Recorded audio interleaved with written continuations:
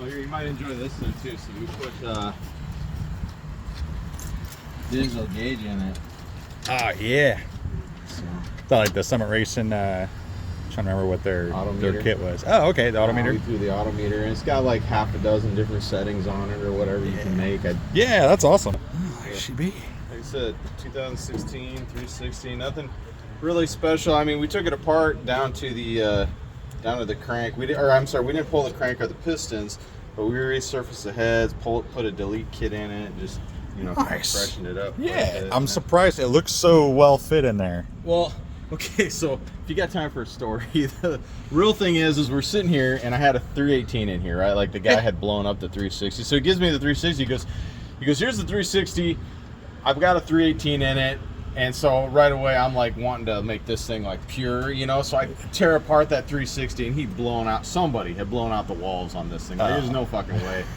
So I had a buddy that was like, hey, we'll throw this bad boy in it. And he said and then this is where it gets a little dangerous. He's like, so I saw Holly, they're making a 3rd generation like swap kit for these things. He's like, we should go with that. They got these engine mounts that are fairly, reasonable. And I'm like, okay, yeah, sure. So you can see as we put the engine mounts in there, it puts it down there so tight on the frame that then we had to go buy their headers. And that's when we realized, okay, wait a minute, this is like a stage kit, because like stage 1 was that, then you had to get headers, then that moved the pump, the alternator around, so they were buying all this stuff to like reconfigure it, and then obviously getting the transmission. And so it's still a 727 transmission. No. We put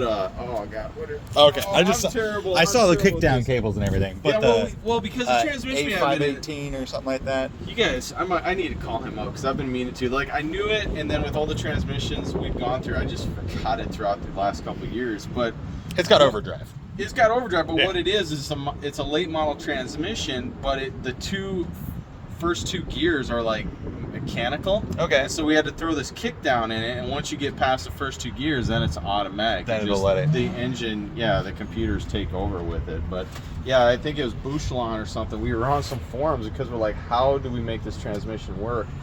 And I think that's how you pronounce it, Bouchelon Performance or something like that. They had figured out like a kickdown mechanism to do that. I'll have to look that one up. Yeah, it was Frankenstein the hell out of it, man. And then was there a high pressure fuel pump replacement for the factory tank? Bro, so that was the other thing. So we go in here and I'm like, oh, this is gonna be great. So we just left the regular. We're like, oh, we'll just do the fuel pump. No, we blew hoses out left and right. So then we finally get like a sniper fuel pump in there.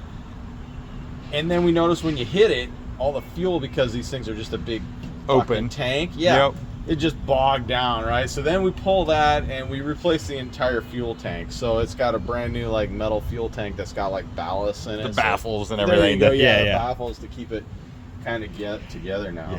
But, it was like, again, like I'm sure you're aware, you change one thing, and then it's like a snowball. You got to keep going. Well, that's like, so the Dart with the 318, my first car, I blew that rear end out I don't know how many times. A little 7 1/4 rear end. So that was the first thing I upgraded. I got the Ford 8.8 in it now. Okay. And then I did my camshaft and my headers and stuff on the 318. So it's still not anything crazy, but I can smoke the tires all the way across the parking lot. Oh, yeah. No, so, that's not very... It doesn't barely weigh 2,500 pounds. It doesn't weigh anything, man. So, and it's got weight reduction every day. The rust just keeps falling off. Right? That's what I'm afraid to hear. This thing was like kind of, you can tell it's kind of like, I don't know. This is, I think they make that, they keep advertising the patina that just wipe on clear coat type stuff. I wish I could, because I come out here and I realize like how quick I need to. Because this doesn't look like rust to me. This looks like a rust-free so far. I don't think this is original, because I had to get these plates. I had to remanufacture these plates online.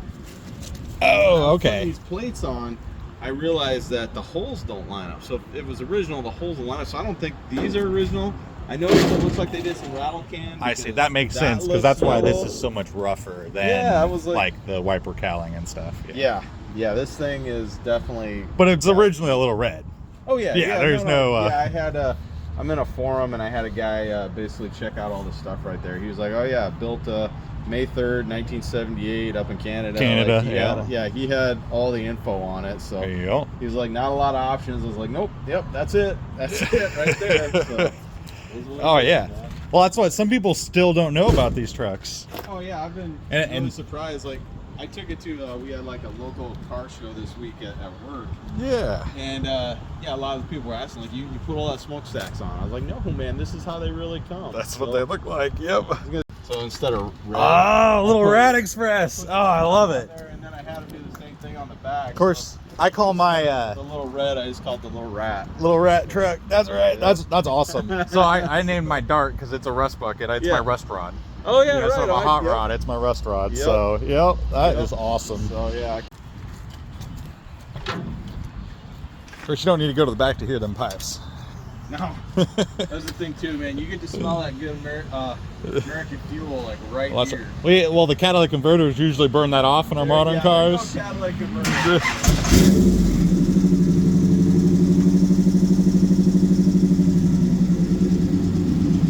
Oh yeah. Hey, did you change the wood on the side? Yeah, that is the one thing that is brand new.